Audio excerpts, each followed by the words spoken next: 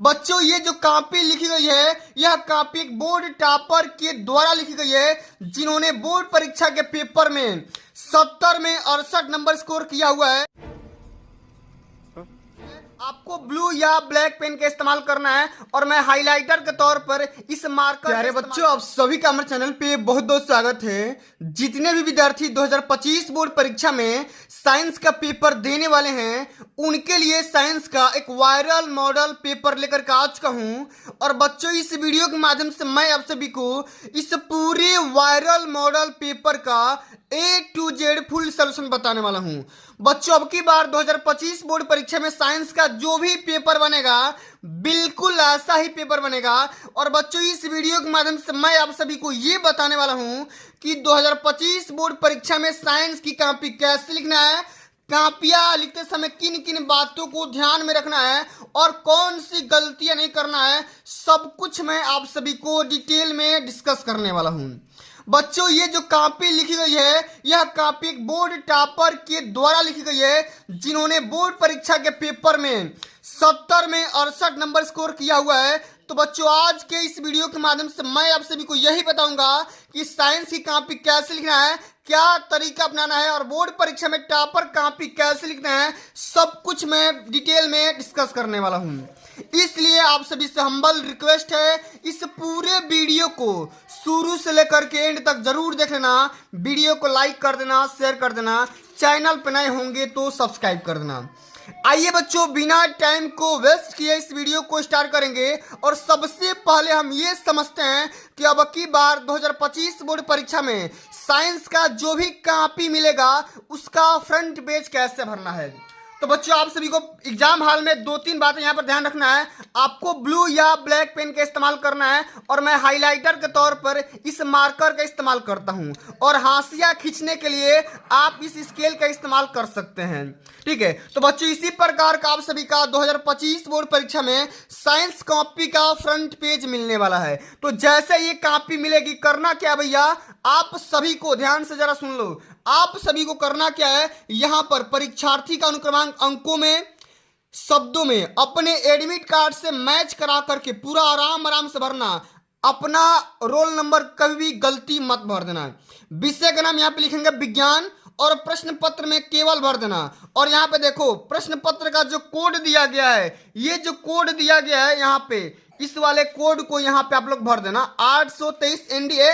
तो आप भी अपने पेपर से मैच करा करके यहाँ पे एनडी वगैरह कुछ भी होगा कोड भर देना। परीक्षा का दिन, परीक्षा का तिथि, प्रथम पाली, ठीक ना, और सेंटर का नाम आपके एडमिट कार्ड पे दिया जा चुका है, वहां से भैया भर लेना। इतना चीजें करना है, इतना के बाद आपको कुछ नहीं करना है। अब हम आ जाते हैं, कॉपी का जो फ्रंट पेज होता है, बिल्कुल इसी प्रकार का आपका कॉपी होगा। तो सबसे पहले भैया क्या करेंगे, इस स्केल के माध्यम से अपने कॉपी का जो लेफ्ट साइड होता है, उसमें आपको हाशियां खींच लेना है इस प्रकार से। दोनों साइड बिल्कुल भी नहीं खींचना है, वरना नंबर कट जाएंगे। अब बच्चों, हम करेंगे क्या, सबसे पहले ध्यान से समझो। ये जो पेपर आएगा भैया, ये जो पेपर आएगा 2 खंडों में डिवाइड होगा, 2 खंडों में डिवाइड होगा। सबसे पहले तो भैया एक तो होगा खंड क और दूसरा होगा खंड ख। तो हम सारे सेक्शन को हल करेंगे और इसी प्रकार का पेपर आएगा।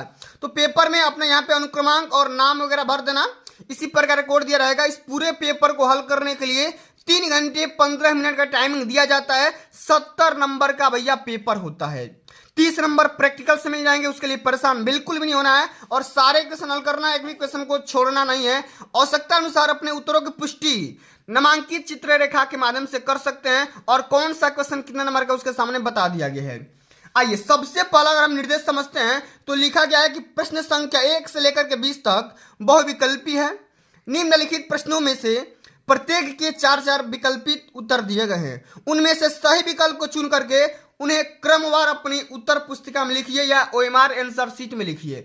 तो कैसे हल करेंगे, सबसे पहले खंड क के सारे सवालों को आराम से फटाफट सॉल्व कर लेते हैं। उसके बाद कॉपी कैसे लिखना है, क्या तरीका अपनाना है, यानी खंड ब का सारा सॉल्यूशन इस वीडियो में मिलने वाला है। तो आइए भैया, आराम आराम से हल करेंगे। यहां पर देखिए, हमारा जो पहला क्वेश्चन पूछा गया है, कह रहा है क्वेश्चन की 2 पृष्ठों से घिरा हुआ कोई पारदर्शी माध्यम है जिसका एक या दोनों पृष्ठ गोलीय हैं। कौन सा या वो क्या कहलाएगा, गोलीय दर्पण, गोलीय त्रिज्या या गोलीय लेंस या समतल दर्पण। तो भैया आप लोग बताओ इस क्वेश्चन का राइट आंसर क्या होगा। तो इस क्वेश्चन का राइट आंसर हो जाएगा गोलीय लेंस। क्या हो जाएगा, गोलीय लेंस हो जाएगा। यानी कि दो पृष्ठों से घिरा हुआ कोई पारदर्शी माध्यम होता है जिसका एक या दोनों पृष्ठ गोलीय हो, एक या दोनों पृष्ठ क्या हो, गोलीय हो, उसको हम क्या बोलेंगे, गोलीय लेंस बोलेंगे।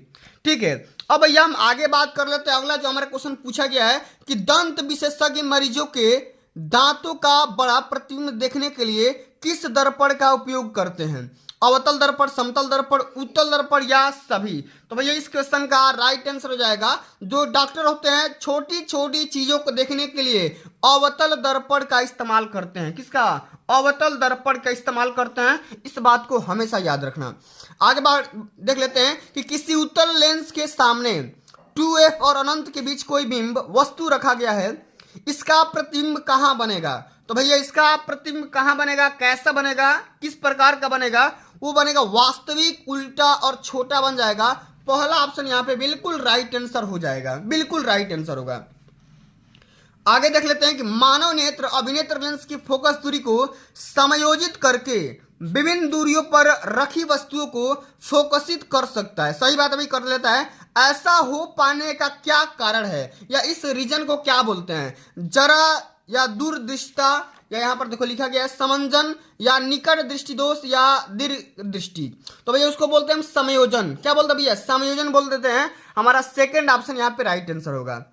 सारे के सारे क्वेश्चन इंपोर्टेंट है और अब की बार पेपर में 98% मार्क्स लाना है। ठीक है, चलिए कॉलम ए को कॉलम बी के साथ मैच कराना है। यहाँ पे कुछ मात्रक दिए गए हैं। विद्युत विभवांतर का मात्रक क्या होता है भाई, विद्युत विभवांतर का मात्रक क्या होता है भाई, वोल्ट होता है। तो पहला का यहाँ पर डी हो जाएगा, पहला का क्या हो जाएगा, डी हो जाएगा, यानी कि चौथा हो जाएगा। विद्युत धारा का मात्रक क्या होता है भैया, धारा, करंट का मात्रक होता है एम्पियर, आप सभी को पता होगा, ये पहला पे चला जाएगा। विद्युत शक्ति, शक्ति का मात्रक क्या होता है भैया, वाट होता है, तो ये हो जाएगा, दूसरा पे चला जाएगा। और चौथा प्रतिरोध का मात्रक क्या होता है भैया, ओम होता है, तो ये हो जाएगा, तीसरा पे चला जाएगा। तो देख सकते हैं पहला का क्या हो जाएगा भैया, पहला का चौथा, पहला का चौथा हो जाएगा। उसके बाद से दूसरा का हो जाएगा पहला, दूसरा का हो जाएगा पहला, और तीसरा का हो जाएगा दूसरा, और चौथा का हो जाएगा भाई तीसरा, यानी कि डी ऑप्शन यहाँ पे राइट आंसर हो जाएगा। ठीक है, आगे देख लेते हैं कि दो चालक तार जिनके पदार्थ लंबाई तथा व्यास समान है किसी विद्युत परिपथ में पहले श्रेणी क्रम में और फिर पार्श्व क्रम में संयोजित किए जाते हैं। तो श्रेणी क्रम तथा पार्श्व क्रम संयोजन में उत्पन्न ऊष्माओं का अनुपात कितना होगा आपको बताना है। तो 1:4 का हो जाता है। सी ऑप्शन यहाँ पे राइट आंसर हो जाएगा। आगे देख लेते हैं किसी विद्युत धारावाही सीधी लंबी परिनालिका के भीतर चुंबकीय क्षेत्र का मान कितना होता है भैया, सभी बिंदुओं पे समान होता है। यहाँ पर डी ऑप्शन बिल्कुल राइट आंसर हो जाएगा, बिल्कुल राइट आंसर होगा। सभी बिंदु पे भाई धारावाही चालक का जो परिनालिका का चुंबकीय क्षेत्र होता है उसका सभी बिंदु पे समान हो जाएगा। यहाँ पर पूछा गया कि बेंजीन का स्ट्रक्चर बताना, भाई बेंजीन का सूत्र क्या होता है आपको भैया बताना है। तो बेंजीन का फार्मूला यहाँ पर दिया गया है, ये वाला सी ऑप्शन सत्य हो जाएगा। ठीक है, इसको हमेशा याद रखना, ठीक ना, कई बार पेपर में आ चुका है, ठीक ना, दिखाई भी दे रहा है बढ़िया से। चलिए बच्चों अब आगे हम देख लेते हैं अगला जो हमारा क्वेश्चन पूछा गया, ये वाला क्वेश्चन कह रहा है। क्वेश्चन क्या है ध्यान से समझना कि निम्नलिखित में से समजातीय श्रेणी कौन सा है। समजातीय मतलब एक ही जाति के, तो यहाँ पे देख सकते हैं, ठीक ना, ये वाला CH4 और C2H6 ये क्या है भैया, ये समजातीय है कि विजातीय है, तो क्या हो जाएगा, ये समजातीय है। और साथ में CH3OH और C2H5OH क्या हो जाएंगे, ये दोनों समजातीय हो जाएंगे, यानी कि पहला भी सत्य हो जाएगा और चौथा भी सत्य हो जाएगा। तो पहला और चौथा ऑप्शन नंबर बी में दिया गया है। इस प्रकार से सारे क्वेश्चन को अटेम्प्ट करेंगे। पृथ्वी की भूपर्पटी में प्राथमिक रूप से पाए जाने वाले तत्वों या यौगिकों को क्या कहेंगे। तो भैया उसको खनिज कहते हैं। क्या कहते हैं, खनिज कहते हैं। बहुत ही सिंपल सा क्वेश्चन पूछा गया है। आगे देख लेते हैं कि दांतों का क्षय कब से प्रारंभ होता है, किस पीएच वैल्यू पे समाप्त हो जाएगा। तो जब मुंह का पीएच मान 5.5 से कम होगा तो भैया दांत का जो भाई क्षय होगा स्टार्ट हो जाएगा। ठीक है, अब आगे देख लेते हैं भैया अगला जो हमारा क्वेश्चन पूछा गया है, अभिकथन और तर्क से क्वेश्चन पूछा गया है। ठीक ना, कह रहा है क्वेश्चन कि जिंक सल्फ्यूरिक अम्ल के साथ अभिक्रिया कर जिंक सल्फेट और हाइड्रोजन गैस बनता है। यह एक विस्थापन अभिक्रिया है। ठीक है, तो भैया क्या है, ये तो सत्य है, सही बात है। लेकिन आगे भी दिया गया तर्क में कि जिंक ऑक्सीजन के साथ अभिक्रिया कर जिंक ऑक्साइड बनाता है कि नहीं बनाता है, तो भैया ये भी सत्य है। लेकिन ये वाला जो कथन है पहले वाले को फॉलो नहीं कर रहा है, तो हम क्या करेंगे, ऑप्शन नंबर बी की तरफ चले जाएंगे। अभिकथन एक तथा तर्क दो दोनों सही है, परंतु तर्क अभिकथन का अभी स्पष्टीकरण नहीं है। ठीक है, आगे देख लेते हैं कि निम्नलिखित में रासायनिक समीकरण को पूरा करना है। यहाँ पर देखो दिया गया सोडियम हाइड्रोक्साइड और यहाँ पे एसिटिक एसिड भी दिया गया CH3CaOOH, ठीक ना। और यहाँ पे देखो CH3COONA प्लस यहाँ पे जल मिल रहा है, तो जब इसको हम कंबाइन करेंगे, अगर हम कॉम्बिनेशन करेंगे, ठीक ना, बैलेंस करेंगे, तो हमारे यहाँ क्या मिल जाएगा, CH3COOH मिल जाएगा। ठीक है, इस प्रकार से हमारा बी ऑप्शन सत्य हो जाएगा। ठीक है, अब चलिए इसी प्रकार का हमारा क्वेश्चन दिया गया, सारे के सारे क्वेश्चन को भाई हल करेंगे, क्योंकि अब की बार पेपर में टॉप करना है, मजाक नहीं करना है। ठीक है, चलिए अब आगे बढ़ जाते हैं। अंतः शोषण के दौरान वायु प्रवाह का सही मार्ग कौन सा होगा? सही मार्ग भाई कौन सा होगा, आप सभी को बताना है।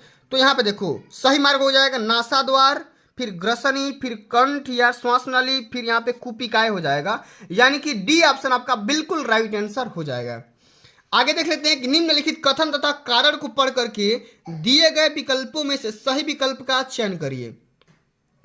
कथन दिया गया कि पिता से प्राप्त क्रोमोसोम से बच्चे के लिंग का निर्धारण होता है, तो भैया सही बात है भाई, ये तो सही बात है। और कारण भी दिया गया है कि मानव पुरुष में X और महिलाओं में Y होता है।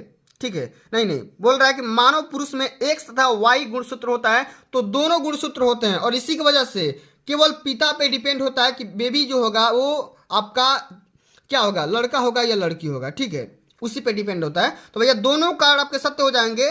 और यहाँ पे अगर बात करेंगे जो कारण होगा वो कथन का भी सही तरीके से एक्सप्लेन कर पा रहा है, व्याख्या कर पा रहा है। ठीक है, चलिए आगे बात कर लेते हैं कि विद्युत आवेग के, ठीक है, विद्युत आवेग के प्रवाह की सही दिशा कौन सी है, आपको भाई बताना है।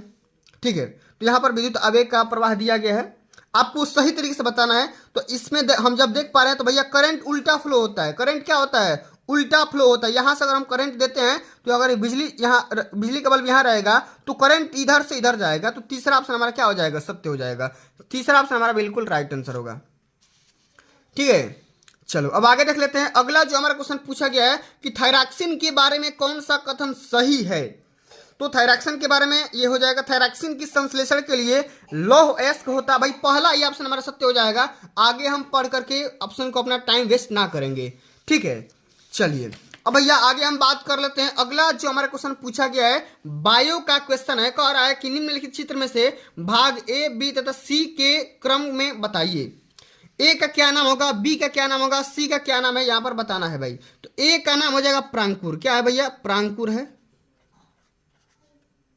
ठीक है, बी का नाम हो जाएगा बीज पत्र, इसको हम ऊपर वाले को प्रांकुर बोलते हैं और इस वाले को बोलते हैं बीज पत्र। क्या बोलते हैं, बीज पत्र बोलते हैं।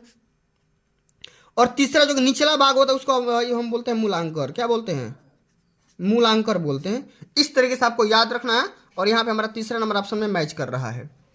ठीक है, चलो भाई आगे बढ़ जाते हैं कि जनन की अलैंगिक विधि से उत्पन्न संतति में परस्पर अधिक समानता होती है, क्यों, इसका रीजन बताना भाई। क्यों, क्योंकि अलैंगिक जनन में ही केवल एक जनक भाग लेता है। ठीक है, सही बात है भाई, पहला ऑप्शन सही है। अलैंगिक जनन में युग्मक शामिल नहीं होते हैं भाई, होते हैं, इसलिए यह ऑप्शन गलत हो जाएगा। अलैंगिक जनन लैंगिक जनन से पहले होता है, यह भी ऑप्शन आपका बिल्कुल यहाँ पे राइट आंसर है। अलैंगिक जनन लैंगिक जनन के बाद होता है, नहीं भाई पहले ही हो जाता है। तो पहला और तीसरा यहाँ पे ऑप्शन सही हो जाएगा, इसलिए हमारा बी ऑप्शन में दिया गया है। ठीक है ना।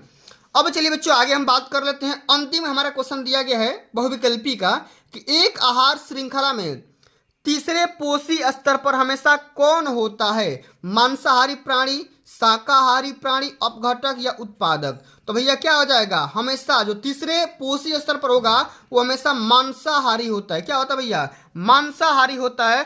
पहला ऑप्शन आपका बिल्कुल राइट आंसर हो जाएगा। ठीक है ना। अब चलिए बच्चों आगे हम बात करेंगे। अगला जो हमारा क्वेश्चन पूछा जाएगा वो खंड ब से पूछा जाएगा। थोड़ी सी वीडियो लंबी बनेगी, लेकिन मैं आप सभी को इसका पूरा सॉल्यूशन दे करके जाऊंगा, पूरा सॉल्यूशन, एक भी क्वेश्चन को मैं छोड़ूंगा नहीं। ठीक है, आइए भाई आराम आराम से देखते हैं, थोड़ा भी परेशान होने की कोई जरूरत नहीं है, ठीक है ना। अब यहाँ पे जो आपका खंड ब दिया गया है, वर्णनात्मक प्रश्न पूछे जाएंगे, तो आपको इसी तरीके से इस वाले ब्लैक पेन से हेडिंग लगाना है और लगा करके देख सकते हैं कितना शानदार तरीके से लिखा गया है भाई, कितना शानदार तरीके से लिखा गया है। अब प्रश्नोत्तर संख्या पहला क्या पूछा गया है, सबसे पहले इसको समझते हैं। कह रहा है कि दृष्टि दोष किसे कहते हैं और यह कितने प्रकार के होते हैं। ये 4 नंबर का क्वेश्चन होता है, पेपर में आता है हमेशा। तो हम यहाँ पे लिखेंगे, क्या लिखेंगे भाई, कि जब नेत्र लेंस में या जब नेत्र में प्रतिबिंब रेटिना के आगे या पीछे बनता है तब वस्तु स्पष्ट नजर नहीं आती है, और यह स्थिति तब उत्पन्न होती है जब नेत्र की समंजन क्षमता प्रतिबिंब को रेटिना पर बनने के लिए कम हो जाती है या पूर्णतः समाप्त हो जाती है। इसको क्या बोलेंगे भैया, दृष्टि दोष बोलेंगे। अब यह कितने प्रकार की होती है, तो 3 प्रकार की होती है। कौन कौन सी होती है भैया, एक तो होता है निकट दृष्टि दोष, दूसरा होता है दूर दृष्टि दोष, और तीसरा होता है जरा दृष्टि दोष। आप सभी को पता होगा, ठीक है ना। अब चलिए आगे हम देखेंगे भैया, अगला जो हमारा क्वेश्चन पूछा गया है, ठीक है ना। बस खाली आपके पहला में यही क्वेश्चन पूछा गया था कि दृष्टि दोष किसे कहते हैं, कितने प्रकार का होता है, मैंने उसका नाम भी लिख दिया। 4 नंबर यहाँ से पक्का मिल जाएगा, एक भी नंबर ना कटेगा, ठीक ना। चलिए अगला हमारा क्वेश्चन पूछा गया है कि हमें आकाश में इंद्रधनुष केवल वर्षा के पश्चात ही क्यों दिखाई देता है। इंद्रधनुष में वर्षा के पश्चात ही क्यों दिखाई देता है, इसका रीजन समझते हैं। इसमें लिखेंगे कि वर्षा के बाद वातावरण में मौजूद वर्षा बूंदे एक प्रिज्म के रूप में काम करती है। जिस प्रकार प्रिज्म में से प्रकाश गुजरता है और वह 7 रंगों में टूट जाता है, विभक्त हो जाता है, ठीक है। आगे लिखेंगे उसी प्रकार जब बारिश पड़ती है तो सूर्य की किरणें 7 रंगों में टूट जाता है और इसलिए बारिश के बाद इंद्रधनुष दिखाई पड़ती है, ठीक है। आशा करता हूं आप सभी को यह भी क्वेश्चन समझ में आ गया होगा। अब हम आगे बढ़ जाते हैं। अगला जो हमारा क्वेश्चन पूछा गया भाई, बहुत ही शानदार क्वेश्चन पूछा गया है और कई बार पेपर में आ चुका है कि उत्तल लेंस को अभिसारी लेंस क्यों कहा जाता है। इस क्वेश्चन का भैया जवाब दीजिए, उत्तल लेंस को हम अभिसारी लेंस क्यों कहेंगे, इसको समझते हैं। ये भी क्वेश्चन 2-2 नंबर का है, ठीक है। तो लिखेंगे भैया, उत्तल लेंस प्रकाश की समांतर किरणों को बिंदु पर अभिसरित करता है, इसलिए उत्तल लेंस को अभिसारी लेंस कहा जाता है। आप यहाँ पे देख पा रहे हैं ये समांतर प्रकार की किरणें आ रही है और जब ये लेंस पे पड़ रही है तो भाई लेंस क्या कर रहा है, इसको एक जगह पे फोकस कर दे रहा है, यानी कि अभिसारित कर दे रहा है, ठीक ना। एक ही फोकस पे आकर के सारी किरणें आकर के मिल रही है, इसलिए हम क्या बोलेंगे, इस प्रकार के लेंस को अभिसारी लेंस बोलेंगे। उत्तल लेंस को क्या बोलेंगे, अभिसारी लेंस बोलेंगे भैया। इसी प्रकार से लिखोगे 2 नंबर पक्का मिलेगा, ठीक है। चलिए आगे बात कर लेते हैं कि अवतल दर्पण तथा उत्तल दर्पण के उपयोग लिखिए। इसका उपयोग क्या होता है भाई, कहाँ कहाँ इसका इस्तेमाल करते हैं, यूज करते हैं, इसको समझते हैं। लिखेंगे कि अवतल दर्पण का सबसे पहले उपयोग लिखेंगे, उसके बाद से उत्तल दर्पण का उपयोग लिखेंगे। तो अवतल दर्पण का इस्तेमाल कहाँ करते हैं भाई, लिखेंगे नाई हजामत बनाने में इसका उपयोग करता है, आंख नाक एवं कान के घाव में इलाज करने के लिए किया जाता है, और गाड़ी के हेडलाइट एवं सर्च लाइट में इसका इस्तेमाल किया जाता है। गाड़ी के हेडलाइट में ऐसा नहीं कि भाई पीछे वस्तु को देखने के लिए नहीं, पीछे की वस्तु को देखने के लिए उत्तल दर्पण का इस्तेमाल करते हैं। लिखेंगे इसमें भी उत्तल दर्पण के उपयोग में, इसका उपयोग चालक पथ वाहनों को देखने के काम करता है और टेलीस्कोप में इसका यूज करते हैं, ठीक ना। तो इस प्रकार से लिखोगे 2 नंबर तो पक्का ही मिल जाएगा, ठीक है। अब चलिए जो हमारा तीसरा नंबर क्वेश्चन है वो एक न्यूमेरिकल वाला क्वेश्चन है, ठीक ना। कई बार ये भी पेपर में आ चुका है, जरा ध्यान से समझिएगा। कह रहा है क्वेश्चन कि किसी 4 ओम प्रतिरोध से, ठीक ना, प्रति सेकंड 100 जूल उसमें उत्पन्न हो रही है और प्रतिरोधक के सिरों पर विभवांतर ज्ञात करिए, वोल्टेज का मान ज्ञात करिए। कैसे हल करेंगे भाई, जरा ध्यान से समझिएगा। इसमें लिखेंगे प्रश्नोत्तर संख्या तीसरा, इसमें दिया गया है आर का मान, यानी कि भैया किसका मान दे दिया गया है, प्रतिरोध का, रेजिस्टेंस का मान दे दिया गया है 4 ओम। टाइमिंग दिया गया है 1 सेकेंड। आपको हीट यानी कि उष्मा का भी मान दिया गया है 100 जूल। तो भैया हम जानते हैं फार्मूला क्या होता है, हीट बराबर V²/R/T होता है। अब यहाँ सबका मान रख दो भाई, V² R और T का मान सबका रखोगे तो भाई क्या हो जाएगा, 100 बराबर क्या हो जाएगा, 100 बराबर हीट का मान दिया गया 100, वोल्टेज का मान तो आपको निकालना ही है, ठीक है, और इंटू T का मान दिया गया 1 सेकंड और बट्टे में भाई 4 हो जाए, क्योंकि भाई 4 हमारा ओम का मान दिया गया है, प्रतिरोध का मान दिया गया है। और यहाँ से 4 ऊपर चला जाएगा तो क्या हो जाएगा 400, बी स्क्वायर बराबर 400, तो बी का मान 20 वोल्ट निकल करके आ जाएगा। यही आपका आंसर हो जाएगा। अब आगे देख लेते हैं, ये भी एक न्यूमेरिकल है क्वेश्चन कि 20 ओम प्रतिरोध की कोई विद्युत स्त्री 5 एम्पियर विद्युत धारा लेती है तो 30 सेकंड में उत्पन्न उष्मा परिकलित करिए, गणना करिए। कैसे करेंगे, ये भी क्वेश्चन 2 नंबर का है। तो भाई आइए करते हैं। सबसे पहले रेजिस्टेंस का मान दे दिया गया 20 ओम, धारा करंट का मान दिया गया 5 एम्पियर और टाइमिंग का मान दे दिया गया है टी का मान 30 सेकंड। आपको करना क्या है, डब्ल्यू का मान यानी उष्मा का मान निकालना है, यानी वर्क डन का मान निकालना है। तो डब्ल्यू बराबर क्या होता है भाई, आई स्क्वायर आर टी होता है। आई आर टी का मान सबका रख दो, 15 किलोवाट निकल करके आ जाएगा 15 किलो जूल। ठीक है ना, ये आपका आंसर हो जाएगा। तो आशा करता हूँ ये भी क्वेश्चन समझ में आ गया होगा। पूरा शानदार तरीके से समझेंगे, ठीक ना, थोड़ा भी परेशान नहीं होने का। सारे के सारे क्वेश्चन अटेम्प्ट करने वाले हैं, पूरा फिजिक्स का, केमिस्ट्री का और बायो क्वेश्चन का। ठीक है, अगला हमारा क्वेश्चन पूछा गया कि 2 चुंबकीय क्षेत्र रेखाएं एक दूसरे को प्रतिच्छेद क्यों करती है, इसके बारे में समझाना है। ठीक है, 2 नंबर का ये भी क्वेश्चन है। आइए भाई समझते हैं। लिखेंगे चुंबकीय सुई सदा एक ही दिशा की ओर संकेत करती है। अगर चुंबकीय रेखाएं एक दूसरे को प्रतिच्छेद करती है तो क्षेत्र में किसी बिंदु विशेष पर दिक्सूची पर 2 दिशाओं को अंकित करेगा जो संभव है। और यही कारण है कि 2 चुंबकीय क्षेत्र रेखाएं एक दूसरे को प्रतिच्छेद नहीं करती है और नहीं काटती है। ठीक है ना। अब अगला हमारा क्वेश्चन पूछा गया चुंबकीय क्षेत्र रेखाओं के गुण को लिखिए, यानी कि 2-3 गुण का नाम लिख दोगे, पूरा नाम यहाँ से पूरा नंबर मिल जाएगा। तो चुंबकीय क्षेत्र रेखाओं क्या क्या गुण होता है कि वे बल रेखाएं बंद चक्र में होती है, ठीक ना। और 2 चुंबकीय रेखाएं परस्पर कभी भी नहीं काटती है। 2 चुंबकीय रेखाएं एक दूसरे को कभी नहीं काटेगी, कि कभी नहीं प्रतिच्छेद करती है।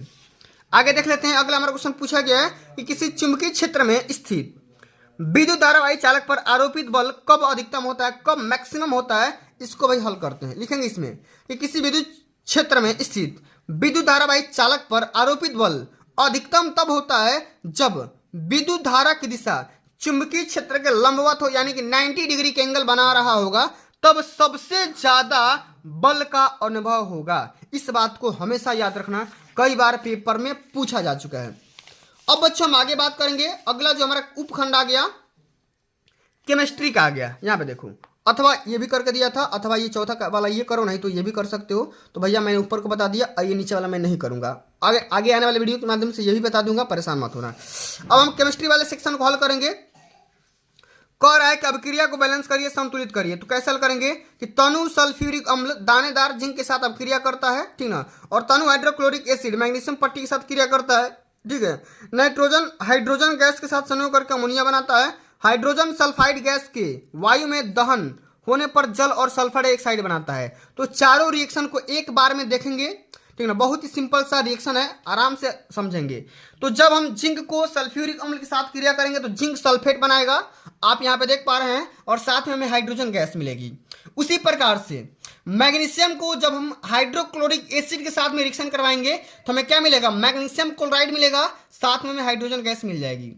ठीक उसी प्रकार नाइट्रोजन को जब हाइड्रोजन के साथ क्रिया कराएंगे तो हमें अमोनिया मिल जाएगा, जैसा कि रिएक्शन में दिया भी गया था। और हाइड्रोजन सल्फाइड को ऑक्सीजन की उपस्थिति में जब रिएक्शन करवाएंगे तो जल मिलेगा, साथ में सल्फर डाइऑक्साइड गैस भी मिल जाएगी। तो भैया इस प्रकार से सारे रिएक्शन को कंप्लीट करेंगे। और ये बहुत ही खतरनाक क्वेश्चन है, पेपर में हमेशा 4 नंबर का पूछा जाता है। इसलिए आप लोग जो भी केमिस्ट्री का केमिकल रिएक्शन है उसको भाई बैलेंस करके ही जाना, ठीक ना, सीख करके जाना, वरना नंबर ना मिलेंगे, ठीक है। चलो आगे देख लेते हैं। अगला हमारा क्वेश्चन पूछा गया है कि निम्नलिखित का कारण बताइए। प्लेटिनम, सोना एवं चांदी का उपयोग आभूषण बनाने के लिए किया जाता है, इसका रीजन क्या है, ठीक है। तो सबसे पहले आइए समझते हैं। इसमें लिखेंगे एक सोना जिसको एयू के नाम से जानते हैं, चांदी को एजी से प्रदर्शित करते हैं, और प्लेटिनम को पीटी से करते हैं। तो सोना, चांदी और प्लेटिनम का उपयोग आभूषण बनाने के लिए इसलिए किया जाता है क्योंकि ये धातुएं वायु, आर्द्रता और अम्लों से जल्द संक्षारित नहीं होते हैं। इनकी धात्विक चमक लंबे समय तक बनी रहती है। साथ ही ये जो धातुएं होती है सर्वोत्तम आघात वर्धनीयता और तन्य भी होते हैं, जिसके कारण इनको किसी भी आकार में बदला जा सकता है। इसलिए भाई इसका हम आभूषण बनाते हैं, गहना बनाते हैं। अब अगला हमारा क्वेश्चन क्या पूछा गया भाई कि निष्कर्षण प्रक्रम में कार्बोनेट तथा सल्फाइड एस्क को ऑक्साइड में परिवर्तित किया जाता है। इसका भी कारण बताइए, क्यों करते हैं ऐसा। आइए भाई लिखते हैं। क्योंकि किसी भी धातु को उसके सल्फाइड और कार्बोनेट की तुलना में उसके ऑक्साइडों से प्राप्त करना अधिक आसान होता है, इसलिए निष्कर्षण प्रकरण में कार्बोनेट एवं सल्फाइड अयस्कों की ऑक्साइड में परिवर्तन किया जा सकता है या परिवर्तित किया जा सकता है। तो भैया इस प्रकार से सारे क्वेश्चन को अटेम्प्ट कर लेना है, बहुत ही मजा आएगा। ठीक है, पूरा जब नंबर मिलेगा ना भाई तो बहुत ही अच्छा फील होता है। अब चलिए बच्चों, अगला जो हमारा क्वेश्चन पूछा गया है ये वाला क्वेश्चन कि सहसंयोजी अबंध किसे कहते हैं। ठीक है, और सहसंयोजी अबंध को दो लक्षणों के माध्यम से आप सभी को लिखना होगा। ठीक है, तो भैया इसको हल करिए या यहाँ पे दिया गया है, इन सभी क्वेश्चन को आप हल कर सकते हैं। ठीक है, तो आइए भाई एक एक क्वेश्चन को आराम से हल करेंगे, जरा भी हम लोग परेशान बिल्कुल भी नहीं होंगे। ठीक है, चलिए भाई एक चीज समझने वाली यहाँ पे बात यह है कि ये जो क्वेश्चन नंबर 7 दिया गया है, या तो आप इस तीनों को हल करिए और नहीं तो अथवा करके यहाँ भी दिया गया है अथवा करके। तो हम भाई अथवा वाले क्वेश्चन को हल करेंगे क्योंकि हमको आसान लग रहा है और आपको भी समझने में आसानी होगी। तो विकृत गंधिका, रेडॉक्स रिएक्शन और एस्टरीकरण क्या होता है, तीनों के बारे में भाई समझते हैं और आराम आराम से समझेंगे। ठीक है, तो सबसे पहले विकृत गंधिका के बारे में समझ लेते हैं क्या होता है। तो जब वसा और तेल तथा उनमें बनाए गए खाद्य पदार्थ वायु को ऑक्सीजन से क्रिया करके ऑक्सीकृत हो जाते हैं तो उनमें से एक विशेष गंध आने लगती है तथा इस स्वाद को खराब कर देती है। इसे ही क्या कहते हैं भाई, विकृत गंधिका कहते हैं। अब इसको दूर करने के लिए हम नाइट्रोजन गैस उसमें डाल देते हैं, हमारी ये विकृत गंधिका की क्वालिटी नहीं आएगी। अचार व मुरब्बों को खुली स्थान में रखेंगे तो विकृत गंधिका आ जाती है। अगला हमारा क्वेश्चन दिया गया है रेडॉक्स रिएक्शन क्या होता है, इसको समझ लेते हैं। तो वह रासायनिक अभिक्रिया जिसमें एक अभिकारक का ऑक्सीकरण और दूसरे अभिकारक का अपचयन होता है, रेडॉक्स अभिक्रिया कहलाती है। बहुत ही सिंपल सा क्वेश्चन है और यहाँ पे देख सकते हैं एक में अपचयन होगा और दूसरा में ऑक्सीकरण होगा।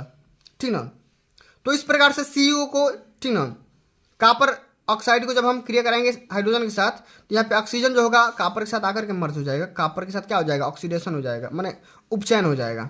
ठीक है, और यहाँ पे हमें जल मिल जाएगा जिसका क्या हो रहा है, H2 का ऑक्सीकरण हो रहा है। अब आगे हम देख लेते हैं भाई एस्टरीकरण क्या होता है, एस्टरीकरण को भी समझ लेते हैं। यहाँ पर दिया गया एस्टरीकरण क्या होता है कि जिस प्रकार अम्ल और क्षार की पारस्परिक अभिक्रियाओं से लवण तथा जल बनते हैं, ठीक उसी प्रकार अम्ल और एल्कोहल की अभिक्रिया से एस्टर तथा जल बनते हैं और इसी अभिक्रिया को एस्टरीकरण कहते हैं। इससे आप देखो यहाँ पे मैंने अम्ल ले लिया, यहाँ पे CH3COH और इसको मैंने एल्कोहल की उपस्थिति में रिएक्शन करवा दिया तो हमें यहाँ पे मिल गया CH3COO C2H5 और इसको क्या बोलते हैं, एस्टर बोलते हैं और साथ में हमें जल प्राप्त हो गया। तो भैया इस प्रकार से सारे क्वेश्चन को अटेम्प्ट करेंगे, शानदार तरीके से नंबर पक्का मिल जाएगा। ठीक है, अब बच्चों हम आगे जब बात करेंगे अगला जो हमारा सेक्शन होगा उपखंड ग होगा, यानी कि बायो का क्वेश्चन होने वाला है। बहुत ही सिंपल सा क्वेश्चन पूछा गया है, ध्यान से समझते हैं। कह रहा है कि जैव निम्नीकरण और गैर जैव निम्नीकरण पदार्थों के बीच अंतर बताइए और इनको एग्जाम्पल के साथ भी बताइए। 2 नंबर का क्वेश्चन है। ठीक है, आराम आराम से हल करेंगे। आइए भाई समझते हैं जैव निम्नीकरण क्या होता है। तो वे अवशिष्ट पदार्थ जिनका जैविक कारणों के द्वारा अपघटन होता है, ऐसे पदार्थ लंबे समय तक पर्यावरण में नहीं रह पाते हैं और हानि भी नहीं पहुंचाते हैं, जैसे घरेलू कचरा, रुई वगैरह हो गया, ये जैव निम्नीकरण पदार्थ हो गए। और गैर जैव निम्नीकरण पदार्थ क्या होता है भाई, तो ऐसे अपशिष्ट पदार्थ जिनका जैविक कारकों के द्वारा अपघटन नहीं होता है, यह लंबे समय तक पर्यावरण में बने रहते हैं, जैसे प्लास्टिक वगैरह हो गया। ठीक ना, तो इस प्रकार से हम सारे क्वेश्चन को अटेम्प्ट करेंगे। अब आगे हम देख लेते हैं अगला जो हमारा क्वेश्चन पूछा गया है, ये वाला क्वेश्चन। तो भैया यहाँ पर देखो निम्नलिखित चित्र में अंतःस्रावी ग्रंथियों को नामांकित चित्र बनाइए, यहाँ पर दिया गया है। ठीक ना, तो भैया इसका नाम वगैरह लिखना है, पूरा आराम से हल कर सकते हैं, समझ सकते हैं, पूरा आराम से इसको हल कर लेना, समझ लेना। यहाँ पर पूरा मुख हुआ कहाँ कहाँ दिया गया है, क्या क्या है माइंड के बारे में, इसको थोड़ा नाम वगैरह लिख देना है। ठीक है, चलिए अब अगला जो हमारा क्वेश्चन दिया गया 10 नंबर की निम्नलिखित गद्यांश को पढ़ करके प्रश्नों के आंसर दीजिए। सबसे पहले तो भैया इसको पूरे पैसेज को पढ़ना है और पढ़ करके सारे क्वेश्चन को हल करना है, जैसे कि यहाँ पे मैंने किया हुआ है। आइए अभी पढ़ते हैं। किसकी व्याख्या इस तथ्य में निहित है कि मानव के सभी गुणसूत्र पूर्ण रूपेण युग्म नहीं होते। मानव में अधिकतर गुणसूत्र माता और पिता के गुणसूत्रों के प्रतिरूप होते हैं। इनकी संख्या 22 जोड़ी है, परंतु एक युग्म जिसे लिंग गुणसूत्र कहते हैं जो सदा पूर्ण जोड़े में नहीं होते। स्त्री में गुणसूत्र का पूर्ण युग्म होता है तथा दोनों एक्स कहलाते हैं, लेकिन पुरुष नर में यह जोड़ा परिपूर्ण जोड़ा नहीं होता है, जिसके एक गुण सूत्र समान आकार का एक्स होता है तथा दूसरा गुणसूत्र छोटा होता है, जिसे वाई गुणसूत्र कहते हैं। अतः स्त्रियों में एक्स एक्स और पुरुषों में एक्स वाई गुणसूत्र होते हैं। क्या अब एक्स और वाई का वंशानुगत पैटर्न पता कर सकते हैं? अब बताओ, बताना पहला क्वेश्चन कि लिंग निर्धारण वंशानुगत कैसे हो सकता है, इसको हम समझते हैं कैसे करेंगे। लिखेंगे इसमें कि लिंग निर्धारण वंशानुगत संभव है। इस बात पर निर्भर है कि मनुष्य के सभी गुणसूत्र पूरी तरह से युग्म नहीं होते। मनुष्य में अधिकांश गुणसूत्र माता तथा पिता से के गुणसूत्रों के प्रतिरूप होते हैं और मानव में लिंग निर्धारण वंशानुगत या अनुवांशिक कह सकते हैं या वंशानुगत कह सकते हैं, अनुवांशिक आधार पर होता है। अर्थात जनक जीवों से वंशानुगत जीव या जीन ही इसके उत्तरदायी होते हैं। संतति लड़का होगा या लड़की, ये तो पिता पे डिपेंड करेगा। अब अगला हमारा क्वेश्चन पूछा गया है कि मानव में बच्चे का लिंग निर्धारण कैसे कर सकते हैं, इसको भी समझते हैं। अब यहाँ पे देखो, थोड़ा सा डायग्राम समझ लेते हैं, कई बार पेपर में आ चुका है, बहुत ही इंपॉर्टेंट डायग्राम है। ये हो गया, पिता के पास XY होता है और माता के पास XX गुणसूत्र होते हैं। अब मैंने XY को X को अलग कर दिया, Y को अलग कर दिया और माता को भी XX को दोनों को अलग कर दिया। अब ये जो X होगा और जब इस X के साथ मिलेगा, ये जो X होगा और इस माता वाले X के साथ आकर के मिल जाएगा तो क्या हो जाएगा, मादा होगा। इसी प्रकार ये जो Y होगा और ये X के साथ आकर के मर्ज हो जाएगा तो क्या मिलेगा, नर होगा। तो बेबी क्या हो जाएगा, नर होगा। ठीक उसी प्रकार ये जो X होगा अगर इस वाले X के साथ आकर के मर्ज होगा तो मादा हो जाएगा, और ये जो Y होगा, ये Y अगर इस X के साथ मिल जाएगा तो क्या होगा, नर हो जाएगा, यानी कि लड़का होगा। तो अगर हम बात करेंगे नर और नारी होने का जो परसेंटेज होता है, चांसेज होता है, प्रायिकता होता है, वो 50-50% होता है। यानी कि लड़की भी होगा तो 50% और लड़का भी होगा तो 50%, ठीक ना। 50-50 चांसेज होता है लड़का और लड़की होने का, ठीक है ना। चलिए अब भैया हम आगे बात कर लेते हैं। अगला जो हमारा क्वेश्चन इस वीडियो का, इस मॉडल पेपर का अंतिम नंबर क्वेश्चन है। अंतिम नंबर, अंत भला तो जग भला। आइए भाई आराम से समझते हैं। कह रहा है कि मानव आहार नाल का आरेख बनाइए और इसमें निम्नलिखित भागों को नामांकित कीजिए। मुख, ग्रसिका, आमाशय तथा छोटी आंत को भी दर्शाइए। या तो ये करिए, नहीं तो ये करिए कि स्त्री केसर का स्वच्छ एवं नामांकित आरेख बनाइए तथा इसमें पराग नली की वृद्धि और बीजांड में उसके प्रवेश करते हुए भी दिखाइए। तो भैया हम क्या करेंगे, आराम आराम से हल करेंगे, ठीक है। एक एक चीज का सूत्र बनाएंगे भाई। पहला वाला क्वेश्चन को सॉल्व करेंगे। मुख क्या होता है, ग्रसिका क्या होता है, आमाशय क्या होता है, छोटी आंत क्या होता है, सबके बारे में लिख दो, ठीक ना। आइए भाई समझते हैं। इसमें लिखेंगे प्रश्नोत्तर संख्या 11 में, देख सकते हैं कितना ध्यान से लिखा गया है कि संयुक्त अघुलनशील भोज्य कणों का सरल घुलनशील व अवशोषण योग्य परिवर्तन होना ही पाचन कहलाता है। अब इसमें समझते हैं मुख तथा मुख गुहा क्या होता है। तो मुख के द्वारा भोजन को ग्रहण करते हैं, सभी को पता है, और मुख में लार नामक ग्रंथि पाया जाता है जिसमें निकलने वाली लार भोजन को निगलने से सहायता प्रदान करती है।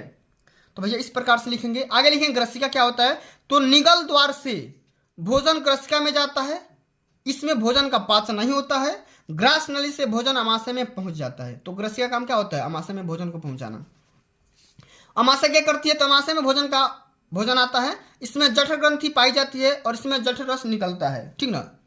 आगे देख लेंगे छोटी आंत क्या होती है भाई, छोटी आंत। अब इसका काम क्या होता है इसको भी समझते हैं। तो आमाशय से भोजन ग्रहणी में पहुंचता है और ग्रहणी से क्षुद्रांत में आता है। छोटी आंत में भोजन का अत्यधिक पाचन होता है तथा अवशोषण जल तथा भोजन ही बचते हैं। तो भैया इस प्रकार से आप सभी को सारे क्वेश्चन को अटेम्प्ट करने होंगे, तभी जाकर के भैया पूरे के पूरे नंबर मिलेंगे। अगर आप ये आइडिया बोर्ड परीक्षा 2025 वाले पेपर में या फ्यूचर बोर्ड एग्जाम में आप अप्लाई करते हैं तो भैया ओबियसली आप साइंस के पेपर में 70 में 70 नंबर या 68 नंबर स्कोर कर जाएंगे, इस बात की पूरी गारंटी है। तो प्यारे बच्चों आप यहाँ पे देख सकते हैं इस कॉपी की हैसियत यहाँ पे है कि कहीं भी काटा पीटी नहीं किया गया, आराम आराम से चीज़ों को जितना पूछा गया है उतना समझाया गया है। अगर आप इस तरह से कॉपी लिखते हो तो भैया 70 में 68 नंबर पक्का हो जाएगा, इस बात की पूरी गारंटी है। तो प्यारे बच्चों आज के लिए बस इतना ही। अगर ये वीडियो आप सभी को अच्छी लगी होगी, हेल्पफुल लगी होगी तो वीडियो को लाइक कर देना, शेयर कर देना, चैनल पे नए होंगे तो सब्सक्राइब कर देना। जल्द मिलते हैं अगली वीडियो में, तब तक के लिए जय हिंद, जय भारत, वंदे मातरम।